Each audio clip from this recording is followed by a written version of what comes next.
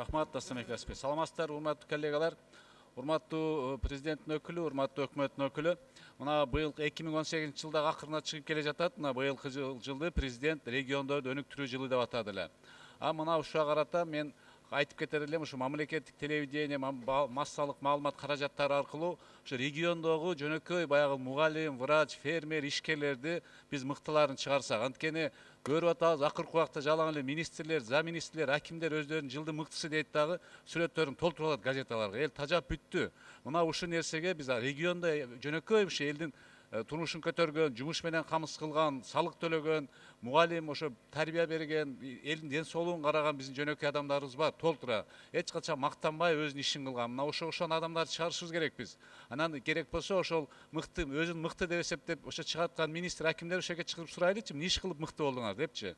Анан ошо басымды элге басыш керек, жөнөкөй адамдарга. Анткени биздин мамлекет ошол элдин ичинен чыккан жөнөкөй адамдардын негизинде кармалып турат көп нерсе. Мына биз көрүп атабыз, 2-3 километрлеп жөө барып мугалим болуп иштеген мугалимдерди көрүп атабыз.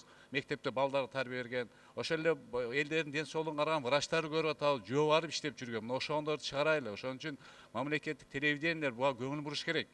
Анан ошол баягы мен ойлойм, регионду өнүктүрүүдө ошо региондогу чыккан биз жөнөкөй адамдарды чыгара алсак, анан бизде жаштарга өрнөк боло турган адамдар пайда болот. Жаштарга дагы ошол нерсе идеал болуш керек негизичи. Мен ушуну каалап кетет элем. Ушу боюнча атайын бизден өзүбүздүн телевидениенин дагы ушундай тапшырмаларды берип ушуга көңүл бурсак. Рахмат.